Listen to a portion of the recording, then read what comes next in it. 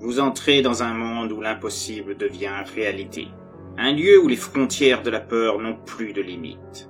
Les territoires où psychopathes, démons et autres créatures font de vos cauchemars un quotidien auquel vous ne pouvez échapper. Ce monde, je l'ai créé rien que pour vous. Entrez et venez affronter avec moi ce qu'il y a au-delà du portail, des histoires de l'autre monde. Bonjour à vous, chères créatures.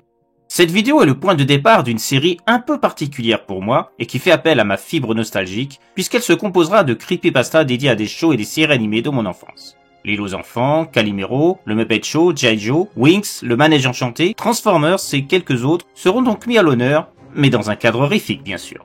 Je pense qu'un grand nombre d'entre vous ont connu la plupart de ces programmes. Et pour les autres, ce sera peut-être l'occasion de vous y intéresser et d'en rechercher des épisodes sur YouTube ou ailleurs. Pour le lancement de cette série, j'ai voulu rendre hommage à mon préféré d'entre tous, Téléchat. Téléchat, c'était une émission pour enfants atypique avec deux niveaux de lecture. L'une visuelle, centrée sur les enfants, et mettant en lumière des marionnettes anthropomorphes au sein d'un journal télévisé avec tous ses accessoires, ses rubriques, ses interviews, tels qu'il y en a dans chaque Flash Info. La différence venant que chaque objet était doué de paroles, intervenait et avait un aspect creepy qui a fait qu'il a marqué nombre d'enfants. L'autre niveau de lecture vient justement de cet aspect creepy, très différent des autres programmes jeunesse et des propos tenus par les stars qui étaient Groucha le chat et Lola l'autruche, les deux stars du show. Des propos au contenu contenant des messages sous-jacents ne pouvant être véritablement compris que par des adultes et interrogeant les enfants sur ce qu'ils voulaient dire réellement. Une révolution télévisuelle qui a tenu 3 saisons avant de céder la place à des programmes plus conformistes. L'histoire qui va suivre va vous révéler les dessous de cette émission comme nulle autre et la raison qui a poussé les producteurs à la faire cesser.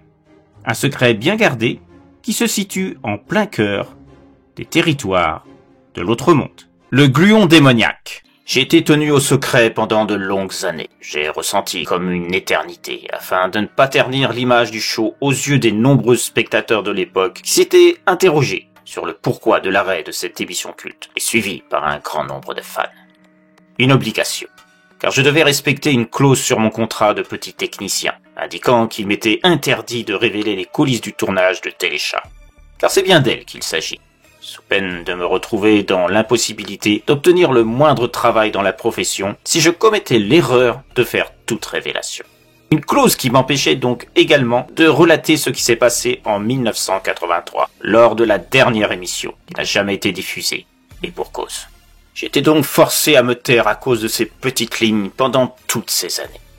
Toute indélicatesse de ma part en termes de révélation se retrouvant dans les médias qui auraient pu créer l'arrêt de l'émission m'aurait fait plonger dans un enfer.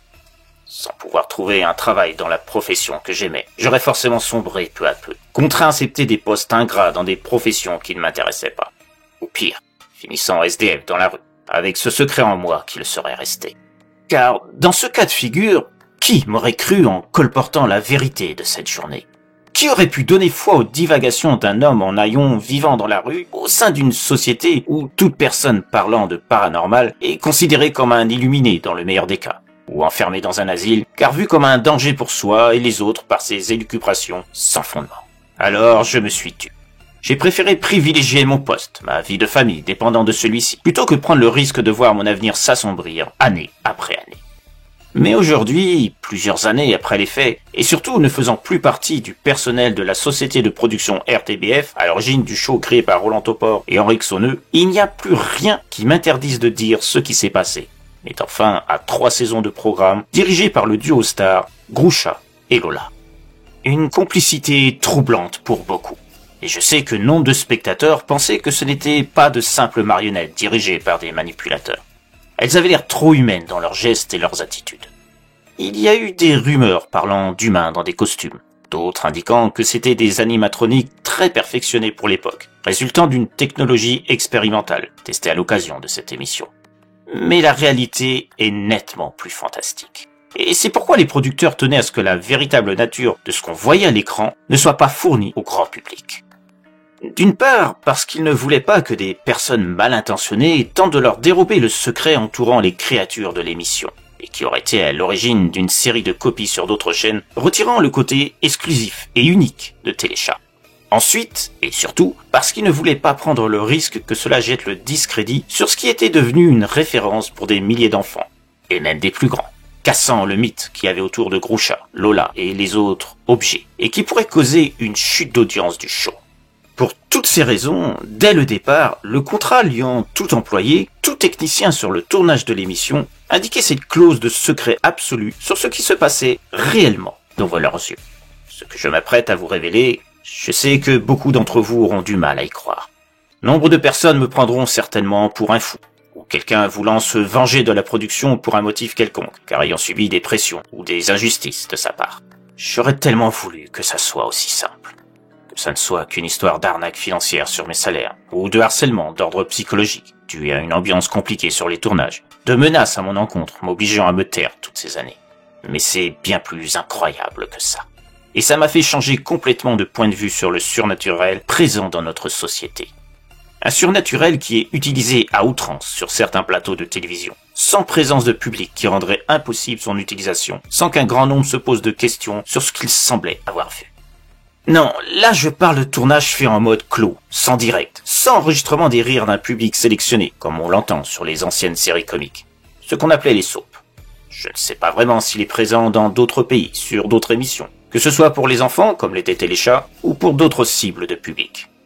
Mais au sein des studios où j'officiais, j'ai vu d'autres plateaux où ce surnaturel, cette magie, appelez ça comme vous voulez, était l'épicentre de ce que beaucoup pensaient être des trucages ou des effets spéciaux élaborés avec soin par des génies de la technologie. Mais il est temps que je vous révèle plus en détail mon expérience que j'ai dû taire pendant autant d'années. Comme je vous l'ai dit plus tôt, j'étais éclairagiste sur des productions TV. J'avais déjà un solide CV, ayant participé à des émissions belges prestigieuses, où mon professionnalisme et mes compétences ont attiré l'œil de RTBF, qui m'a contacté dans le but de me proposer de travailler sur un nouveau concept d'émission pour les enfants, prévu d'être diffusé sur Lollipop, la crème des shows TV de cette catégorie de l'époque, jouissant d'une grande popularité. Je connaissais bien cette émission. Bien qu'étant adulte, j'étais très fan. Ce n'est pas vous que j'apprendrai qu'on garde toujours en nous une grande part d'enfance, que l'on n'ose pas toujours montrer en public de manière délibérée. Mais dans un cadre plus intime, on laisse sortir de sa boîte cette petite graine en nous, pour se laisser aller à notre plaisir de mater des dessins animés et autres programmes appartenant à une autre tranche d'âge que la nôtre. Donc, quand j'étais amené à pouvoir travailler pour cette émission, je n'ai pas hésité une seconde. Avant de savoir quel était le concept sur lequel je serais amené à travailler, je devais accepter et signer un contrat particulier, avec des clauses étranges, mettant l'accent sur le fait de ne surtout pas révéler tout ce qui se montrerait à mes yeux. En cas de fuite envers des médias, ou même ma propre famille, s'il s'avérait que ces informations sur ce qui constituait le cœur des tournages s'étalaient au sein de journaux ou de magazines spécialisés, je subirais les conséquences dont je vous ai parlé au début de ce récit. C'était curieux, pas complètement inhabituel à proprement parler, le secret étant de mise pour préserver la magie de certaines émissions. Mais l'insistance sur ce secret, y compris autour de mon entourage, était nettement plus déstabilisant. Malgré tout, je me suis dit que ce show devait vraiment être exceptionnel pour que la production use de tant de prudence à son sujet. Et mon âme d'enfant caché ne pouvait pas refuser une telle opportunité. Alors, j'ai signé, sans savoir que ce simple geste allait me faire assister à 3 ans de tentatives de comprendre ce que je voyais sur le plateau en face de moi, dont j'étais chargé de régler les éclairages pour optimiser le tout. 3 saisons pour un show véritablement unique, et pas seulement par son concept d'un point de vue extérieur. Ce n'était pas la première fois que ce qui semblait être des marionnettes était utilisé à des fins de show pour les enfants, à l'image du Muppet Show ou Sesame Street, pour citer les plus célèbres. Non, vu du dehors, c'était très familier. La différence venait du ton très adulte utilisé, et dans le cadre d'un journal télévisé, mais bien sûr adapté à un public enfantin. Il y avait cependant 2 niveaux de lecture aux épisodes. La vision vue et comprise en surface par les enfants, et les messages sous-jacents, parlant de faits de société plus concrets et parfois même durs, se servant de l'humour, mais qui ne pouvaient être compris que par des cerveaux adultes. Je pense que c'est ce double niveau de compréhension qui a fait que Téléchat a eu un tel impact dans l'histoire des programmes pour enfants de l'époque, le faisant être diffusé dans de nombreux autres pays européens, dont la France, où le show fut présent dans Récréa 2. L'émission présentée par Dorothée et son équipe sur Antenne 2, avant la migration de cette dernière pour TF1, quelques années plus tard. Je m'attendais donc à un niveau de réalisme important dans le maniement des marionnettes. Quelque chose de vraiment révolutionnaire. Mais pas à ce que j'allais découvrir. En plaçant les éclairages autour du plateau, j'ai d'abord été surpris de voir qu'il n'y avait aucune fosse sous le bureau qui servirait de décor principal aux marionnettes anthropomorphes. C'était un bureau tout ce qu'il y avait de plus classique. Et je me disais que les manipulateurs ne seraient sans doute pas dans une situation très confortable pour faire bouger les stars de l'émission. Mais je me disais qu'une autre technique était peut-être utilisée, justifiant le côté exceptionnel du show. Je vous laisse imaginer ma surprise, comme la majorité des techniciens à mes côtés, caméraman, perchman et autres, en voyant arriver Groucha et Lola, les futures stars de ce qu'allait devenir Téléchat, déambulant comme n'importe quel humain normalement constitué. J'ai cru un moment que les corps devaient leur déplacement à une multitude de technologies à l'intérieur. Comme des robots en fait. Mais c'était bien trop fluide, trop naturel pour ça. Surtout qu'il y avait des détails qui ne pouvaient pas être reproduits par des robots revêtus de fourrure. Groucha se plaignait de la chaleur du plateau, demandant qu'on baisse l'intensité des projecteurs afin qu'on ne voit pas la sueur qui coulait de son front de manière trop évidente et qui obligerait à retravailler le montage de la vidéo pour l'effacer, occasionnant un travail supplémentaire et pouvant ralentir le rythme de diffusion. C'était juste incroyable. Et il se comportait comme un vrai être humain, aussi bien dans sa manière de parler que de bouger.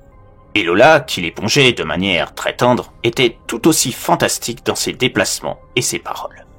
J'observais le regard des autres sur le plateau, qui semblaient tous aussi déstabilisés que moi.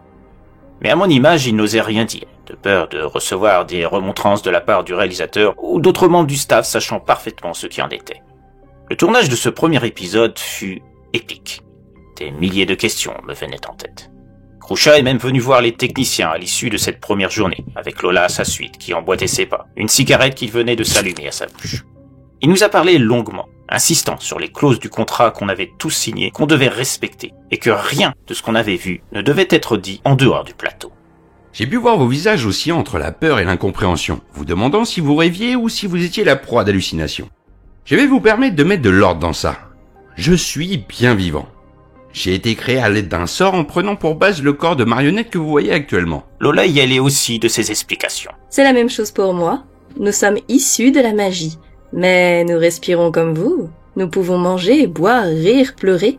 Nous avons des sentiments. Exactement comme tout être humain. Et concernant les objets, ils ont été créés avec la même magie. Je ne peux pas vous dire comment, ni qui nous a fait naître. Ça fait partie des secrets qu'on ne peut pas révéler. Oui, comme dit Groucha, nous sommes tenus, tout comme vous, à respecter certaines règles, comme celle de ne pas révéler l'identité de notre créateur. On ne peut pas se montrer au dehors. Nous passons par des galeries sous le studio pour rejoindre la maison où nous vivons avec les autres. C'est ça, on est une sorte de petite communauté. Nos repas nous sont livrés à des heures précises devant la porte sur un emplacement spécial. Un emplacement doté d'une trappe qui s'ouvre dès le départ du livreur et envoyant les colis à travers un réseau souterrain où nous les récupérons par la suite. Mais nous ne dirons rien sur ce qui lie Groucha et moi en particulier. Ça fait partie de notre vie privée, comme vous en avez une. On vous laisse à vos fantasmes. Bon, c'est pas tout ça, mais on doit partir. On a d'autres chats à fouetter. Là-dessus, Groucha et Lola se mirent à rire en concordance. Puis les deux sont partis, comme des acteurs tout à fait normaux semblant rejoindre leur loge. Car oui, pour reprendre les paroles de Groucha et Lola, il n'y avait pas que à être doué de mouvement. Les objets. Les objets étaient tout aussi vivants. Un homme vêtu en smoking venait les récupérer. Chacun d'entre eux était placé non pas dans des boîtes, comme il aurait été logique pour un objet, mais dans des sortes de harnais, placés dans le dos de l'homme, à différentes hauteurs. Je vis des gens, des bras sortir de Micmac le micro, du Rallo le téléphone, du Ramou le fer à repasser aux fonctions d'huissier de justice de l'émission. Un autre vint accompagner d'autres objets, eux aussi munis de bras et de jambes, se déplaçant sans que ça déclenche de réaction de son porteur. Seul le gluon du trou semblait ne pas avoir la nécessité de se déplacer. Je ne vis pas sortir, usant de membres pour bouger. Mais au vu de ce que j'avais déjà aperçu, je me surprenais à penser que le gluon était bien ce qu'il était censé être. Une créature faisant partie inhérente du trou où il habitait, qui représentait donc véritablement sa maison, et étant en quelque sorte son âme, ce qui constituait l'esprit du trou. Dit comme ça, je suis certain que vous vous posez déjà des questions sur ma santé mentale et ce que j'ai vraiment vu. Mais je vous assure que je n'ai pas bu ce jour-là. Je n'étais pas sous l'influence d'une drogue ou quoi que ce soit d'autre qui aurait pu altérer mon jugement. Et ce n'était que le début de mes surprises. J'ai eu beaucoup de mal à cacher mon malaise en rentrant chez moi. Ma femme me demandait à plusieurs reprises ce qui n'allait pas, voyant bien que j'étais perturbé. J'avais tellement envie de lui dire, mais ça m'était impossible. D'abord, à cause des clauses du contrat m'en empêchant sous peine de graves conséquences si on apprenait que j'avais transgressé les règles. Et aussi parce que jamais ma femme n'aurait cru que des marionnettes puissent se déplacer comme des êtres humains, se comportant comme tels, pouvant respirer, transpirer, craquer leurs doigts, bâiller, fumer et même manger. J'avais vu Lola avoir une sucette à sa bouche avant de jeter le bâton de plastique dans une poubelle. Par la suite, j'aurai l'occasion de la voir se mettre du rouge à lèvres, se repoudrer, ajuster sa tenue. Grouchat, pour sa part, resserrer sa cravate, éternuer, boire un verre entre deux prises. Comment je pourrais parler de ça sans être pris pour un fou complet? Au fil des jours et des tournages, j'ai fini par m'habituer au fait que Grouchat, Lola et les objets divers de l'émission, comme Olga, Brosse Dure ou Jeanne la tasse anglaise, soient réellement vivants. Même Léguman et Pupub, passant leur temps à faire des blagues lors des pauses, étaient on ne peut plus des êtres doués de vie, tout ce qu'il y a de plus vrai. Bon, je vous rassure tout de suite, Pupub est aussi con au naturel que dans les spots TV entrecoupant les séquences cultes de l'émission, et tout aussi maladroit. Quant à Léguman, c'était un pur carnivore, et il était capable de piquer des crises s'il voyait quelqu'un manger des potages aux légumes, ce qui faisait beaucoup rire. Non, vraiment, passé le coup de la surprise de la nature des interprètes de Téléchat, chacun s'est habitué à ce qu'ils étaient, et il y avait une vraie ambiance festive parfois sur chaque tournage. À ce moment, on était loin de s'imaginer qu'à l'issue de la fin de la 3e saison, le show prendrait fin de manière inattendue, à cause d'un collier ramené par Lola dans l'émission, qu'elle avait acheté sur le net et fait livrer, sans parler à Grouchat, lui faisant la surprise pour l'épisode qui devait être tourné ce jour-là. Une improvisation. Car à l'origine, la séquence du gluon devait être tout autre. C'est Grouchat qui a eu l'idée d'interroger le gluon du collier, suivant cela Lola. Ce fut sa plus grosse erreur, qui allait causer un désastre sans précédent dans le show. Je me souviens encore des premiers instants, quand Lola, toute fière et contente, alors que Grouchat attendait qu'elle sorte de sa loge et se mette à sa place pour le tournage, arriva, le collier au cou. Tiens, c'est nouveau ça. Tu l'avais pas hier soir. Et non, je l'ai commandé il y a quelques jours sur un site web. Un site qui propose des reliques dites hantées. J'ai tout de suite flashé dessus. Et je me suis dit que ça pourrait donner du piment à l'émission. En interrogeant son gluon, pas con ça. Ça sera la première fois qu'on parle à un gluon d'objets maudits. Très bonne idée, Lola. Lola se mit à rougir tellement qu'elle finit par se mettre la tête dans son trou pour cacher sa gêne. L'émission commença normalement. Mais Grouchat décida donc de changer le thème en souhaitant une bonne fête à tous les colliers. C'était la séquence phare de l'émission. À l'origine, ça devait être les serrures qui devaient être fêtées. Mais en voyant Lola et son collier et son idée d'interroger le gluon, il chamboula quelque peu l'épisode du jour. Quand vint le moment de questionner le gluon du collier, l'ambiance était comme d'habitude. Pupub venait de se badigeonner le crâne avec de la mousse pour combler les trous, comme s'il s'agissait de shampoing, et se faisant guirlander à nouveau. Suivi d'une séquence de reportage tournée la veille en studio sur un incendie de casserole. Et arriva la fameuse séquence du gluon qui allait bouleverser l'histoire du show. Lola posa le collier sur le bureau, pendant que Grouchat sortait une loupe pour mieux voir et discuter avec le gluon. Les caméras se fixèrent sur le collier, usant du zoom pour diffuser la conversation. Gluon du collier, tout d'abord, bonjour. Êtes-vous disposé à nous parler de vous? Bien sûr, mortel. Mais êtes-vous conscient des risques que vous prenez en vous adressant à moi sans précaution?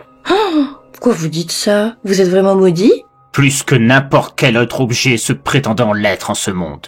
Alors qu'ils ne sont que des imposteurs, étant habités par des esprits en mal de reconnaissance. Vous êtes dur avec vos collègues. Qu'est-ce qui vous fait dire que vous êtes plus exceptionnel que les autres? Et d'abord, quel âge avez-vous? Je suis plus vieux que ce monde. J'ai habité des centaines d'objets avant ce collier. Créé la terreur tellement de fois que je ne les ai pas dénombrés. Ma puissance de terreur n'a pas d'égal. Mais peut-être voudriez-vous que je vous fasse une démonstration de mon pouvoir. Ah ben ça, je demande à voir.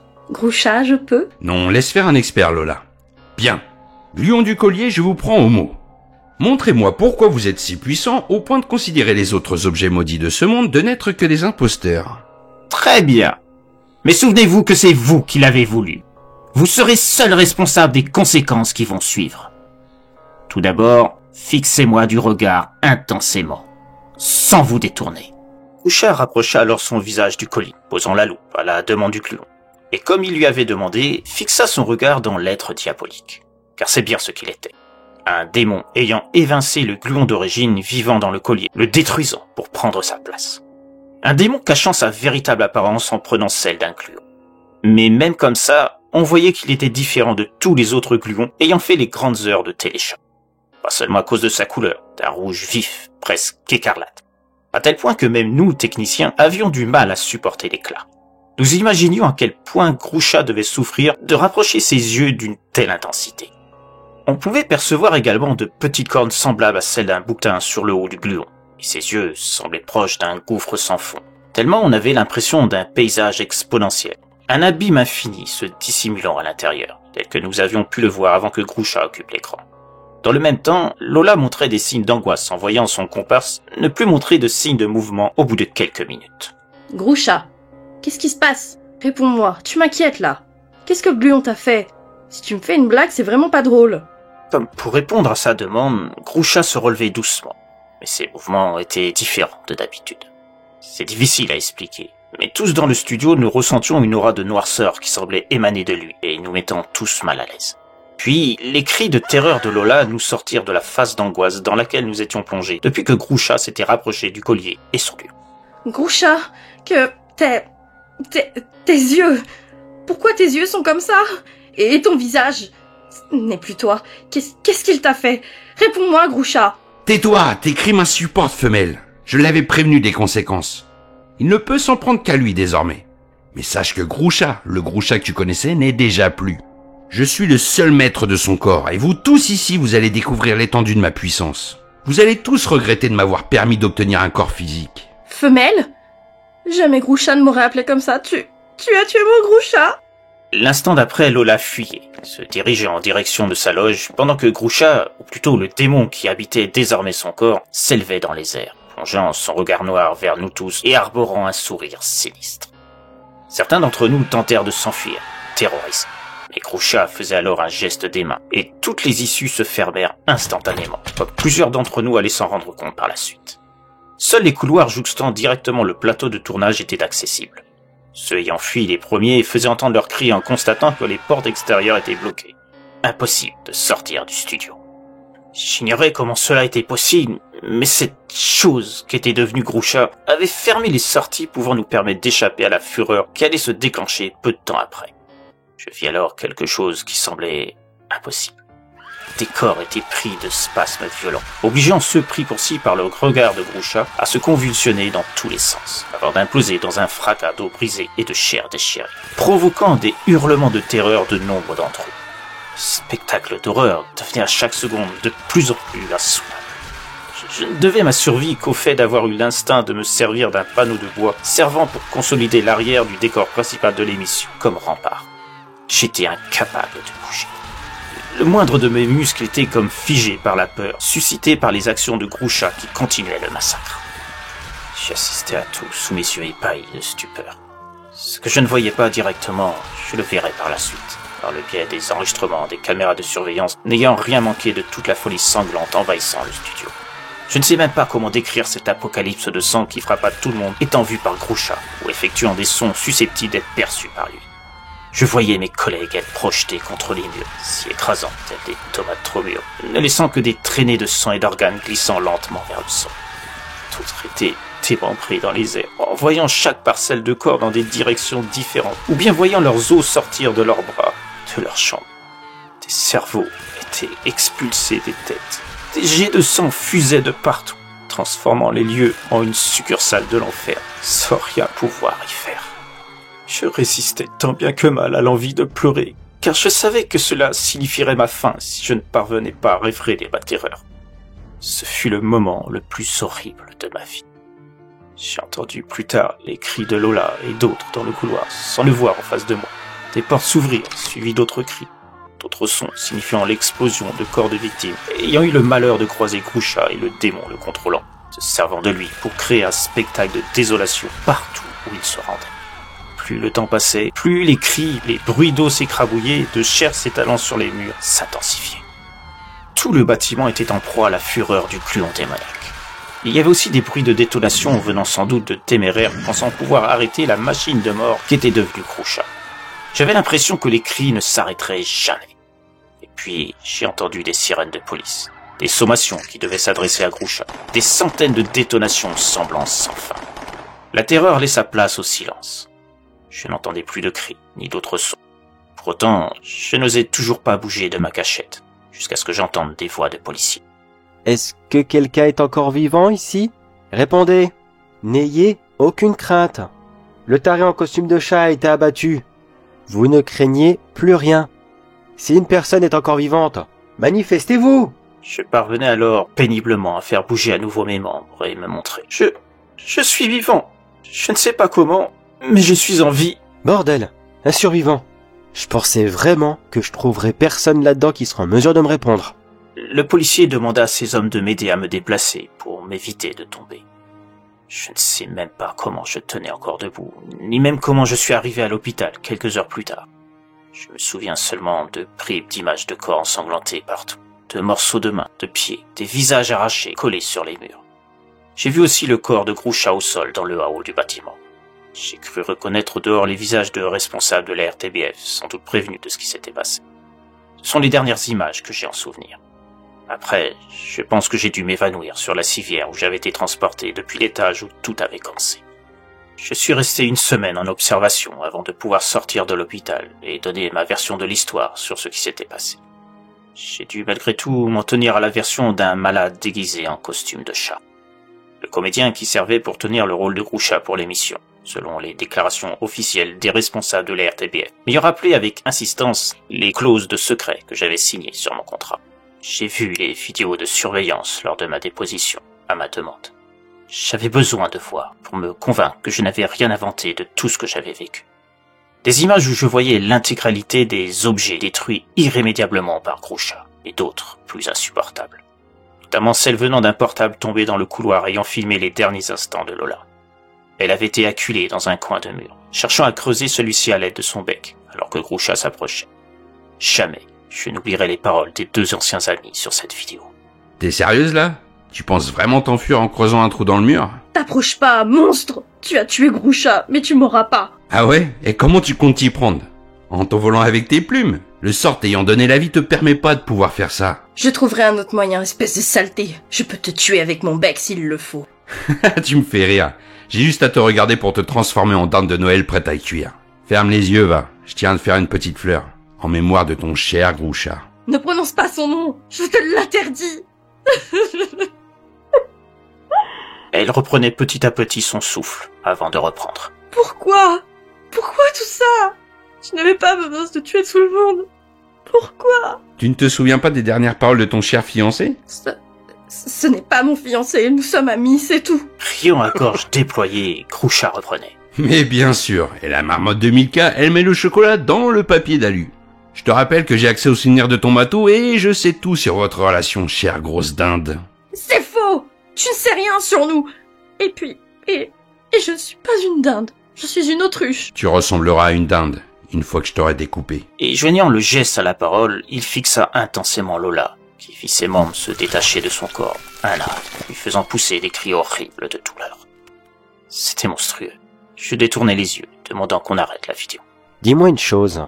Bien que je sache que vos patrons ont dû vous demander de garder le silence, la vidéo que vous voyez, c'est la seule qu'on a pu obtenir. Il semblerait bien que les autres ont été endommagés. C'est quoi cette histoire de sort dit par le matou en costume? Et surtout, comment il a fait pour la découper sans même la toucher? Je ne sais pas. J'ignore de quel sort vous parlez. Et encore moins comment Lola a pu être tuée de cette manière. Ouais, j'en saurais vraiment pas plus, pas vrai? Et comme j'ai la pression de mon supérieur pour oublier les détails de cette histoire de merde, ça arrange les choses. J'espérais au moins avoir une piste par vous. Mais je vais pas avoir le choix de classer cette affaire. Je me murais dans le silence, conformément à ce qui me liait au contrat signé. Le policier reprenait alors, avant de m'inviter à sortir. Dites-vous une chose, que ce soit vous, vos patrons, ou même les miens, un jour, je saurai ce qui a déclenché tout ce foutoir. On m'a interdit de voir les cadavres du matou et celles de l'autruche, de peur sans doute que je découvre quelque chose d'interdit. Mais je finirai par découvrir ce qui s'est tramé ce jour-là, et pourquoi tout le studio a été décimé par un seul gars de manière horrible.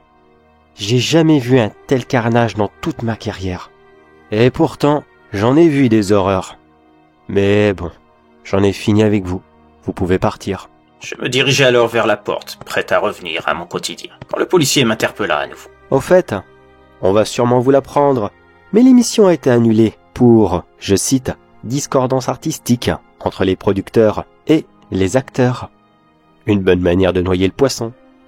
Ah oui, j'oubliais, l'épisode que vous étiez en train de tourner. Lui aussi, la vidéo a disparu. Sur ce, bon vent à vous. Mais si un jour la mémoire vous revient pour m'éclaircir tout ça, vous connaissez le chemin. Je partais donc du commissariat avec des dizaines de questions en tête. Je me demandais pourquoi le gluon n'avait plus donné de signe de vie. Pourquoi il n'avait pas cherché à ranimer le corps de Groucha. Je supposais que l'état de ce dernier, mitraillé des centaines de fois, était inutilisable pour le faire fonctionner par le gluon démoniaque qui avait pris possession de lui. Mais en ce cas, qu'était-il advenu de ce dernier? Avait-il été détruit par le feu avec les corps de Groucha et Lola? J'avais appris que les deux, ainsi que tous les objets ayant bénéficié de la vie, avaient tous été brûlés, réduits en cendres. Et s'il était toujours quelque part, s'était-il immiscé dans le corps de quelqu'un d'autre? Un humain cette fois. Tous les scénarios étaient possibles, et je pense que je ne saurais jamais ce qui en est. Mais maintenant que je suis libre de toute contrainte, après d'autres années ayant suivi ce jour à travailler pour la RTBF, je n'ai plus d'obligation de me taire. J'ai décidé de révéler la vérité sur le pourquoi de l'arrêt de Téléchat, de manière aussi soudaine, en prenant le prétexte que le show était arrivé à son terme de succès et d'intérêt pour le public. Je suis conscient que toutes les révélations que je vous ai données sont dingues, pouvant sembler venir de l'esprit d'un dérangé. Vous êtes libre de me prendre pour tel, mais vous êtes loin de savoir tout ce qui se passe derrière les tournages d'émissions TV, aussi adorables et innocentes qu'elles semblent être. Il y a parfois des secrets se cachant les concernant, et donnant une vision complètement différente de la réalité qu'on essaye de nous faire croire. Pensez-y la prochaine fois que vous verrez un programme dont vous trouverez la qualité de maquillage ou d'effets spéciaux hallucinants ou des marionnettes plus vraies que nature. Comme vous avez pu le constater, les secrets de fabrication des shows TV ne sont pas toujours ce qu'ils semblent être. Derrière la façade d'une émission innocente et déjà creepy par ses personnages, se cachait une vérité encore plus dérangeante. De tous les personnages du show, je pense que nombre de ceux et celles ayant connu à son époque seront d'accord pour dire que les gluons étaient ce qui dérangeait le plus, et attirait en même temps. Étant enfant, j'ai cherché à communiquer avec les poils, les plantes ou autres objets, espérant pouvoir discuter avec un gluon. Mais je n'avais pas le talent de Groucha et Lola, et je ne suis jamais parvenu à en interviewer un. J'avoue que je ne sais pas trop comment j'aurais réagi si l'un d'entre eux s'était montré à moi. Peut-être que ma loupe n'était pas aussi puissante que celle de Groucha. Bon, c'est peut-être pas plus mal en même temps. Face au même gluon que dans ces histoires, ça aurait pu faire des dégâts, et je ne serais sans doute plus là pour vous raconter mes histoires. Ça aurait été dommage, non? Quoi qu'il en soit, j'espère vous avoir donné envie de découvrir ou redécouvrir ce show génial qu'était Téléchat. Le prochain à avoir droit à ma vision, ce sera L'île aux enfants, où vous apprendrez le secret de la recette originale du Boogie-Boulga, qui était très différente de celle que nombre d'entre vous connaissent sans doute, et qui a obligé à changer certains aspects de l'émission, ainsi que l'acteur d'origine incarnant Casimir, un peu trop gourmand de son plat et ses ingrédients principaux. Il est temps de vous laisser, et de vous dire à très bientôt pour une nouvelle histoire de l'autre monde.